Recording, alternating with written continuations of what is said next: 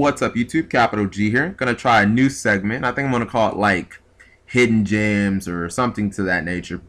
This is going to be a segment where I talk about cards that are wildly under the radar. A lot of these cards, when I say the names or you see the card art, you won't instantly know what they are because they're cards that have really never seen a high amount of play.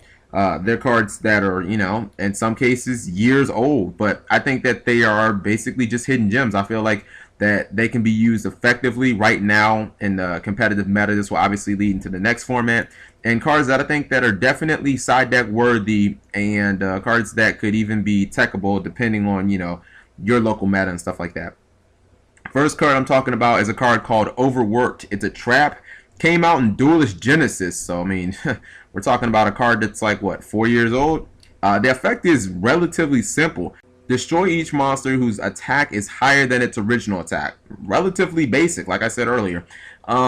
Before I talk to you guys about how you're going to want to use this card and its specific application so that you can get the most out of it, let me tell you about a couple of things that I really like about this card. Number one, it's chainable. You know, in a format where Inzektors are always lurking around, you've got Mystical Space Typhoon kind of at staple status, anywhere from 2 to 3 per deck, and you've got Heavy Storm, a card that's, you know, can just bust games open for the player who activates it. Chainability is something that's always important. It's something that I always will look for in trap cards. Number two, the card does not target, so, you know, you have monsters that can't be targeted. Always nice when you don't have to worry about specifically targeting monsters. And number three, it doesn't limit itself into a specific number of monsters. It just simply says each. So this card could actually destroy 5 monsters if the conditions are met. You know, you could actually just Regeki your opponent's field. Now, specific applications. The best way to use this card is against a deck where the monsters are always raising their attacks, because then you're just meeting the condition that you want to, you know, be able to activate this card. The number one deck that I thought of, and a deck that's always has the monsters attack values fluctuating, you know, and generally going up, is Fire Fist. And this works out perfectly because this is a deck that is basically dominating in Japan, and you're starting to see on the regional level, as there are no YCSs right now, Fire Fist are definitely making their impact felt. I'm talking about the first month of, you know, legality. The deck is already making a presence felt. Now, this is absolutely the freaking nuts against Fire Fist. There's no two ways about it. You know, because of the fire formation cards with TENKIN and TENSEN and all of that, you know, all the monsters are always raising their attacks. So, I mean, basically, and the cards don't go away. You know, generally they'll sit on the field and they'll wait for one of the Fire Fist monsters to use one of their effects to like launch it and destroy something. So basically, if they have any of the fire formation cards on the field and they're waiting to get that that attack gain, I mean, overworked basically becomes a Regeki against their field. I mean, if they go Rabbit and they summon 2 Voice Raiders, but they have like, you know, a Fire Fist Tinky on the field, it's like you just activate this and blow up both of their monsters. Not to mention they also play, you know, some versions will also run Horn of the Phantom Beast. So anytime the Fire Fist monsters are on the field, if there's a fire formation or there's a Horn of the Phantom Beast, you can activate this card, and I mean, basically it's like a, you know, a offerings to the doom against them. So this card is absolutely the nuts against Fire Fist. I would definitely be looking to side it against that. Second deck, Inzektors.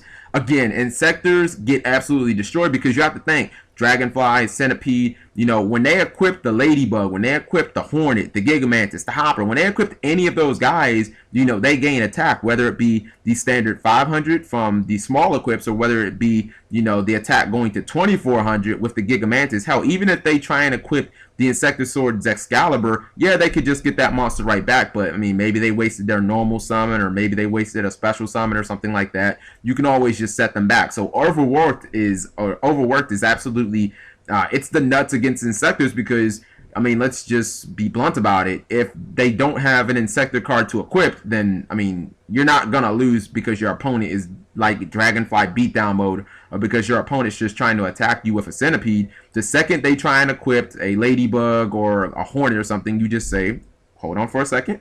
Then you chain this card and it blows up their monster. Simple enough. So again, this card just is the absolute nuts against Inzektors because they can never get their effects off. And then the last deck that it's really good against is Gravekeepers. And I say that because NECROVALLEY is basically the heart and soul of the deck. not only does NECROVALLEY, shut you out from using your monster related cards like Pot of Avarice, Monster Born, Call of the Haunted, summoning things like Blackluster Soldier, but it also gives them the 500 attack boost. And I mean, Gravekeepers can be in some serious trouble if they don't have NECROVALLEY on the field. It's not the same situation as like Dark World and them not having gates where they can still just beat the shit out of you.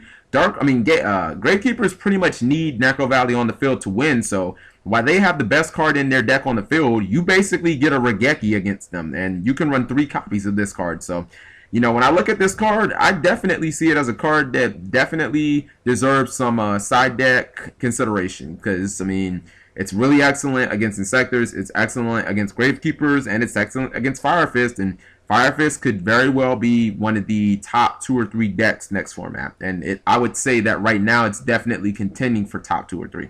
So let me know what you guys think of this card. Hopefully you like the first episode of Hidden Gems, and I'll talk to you later.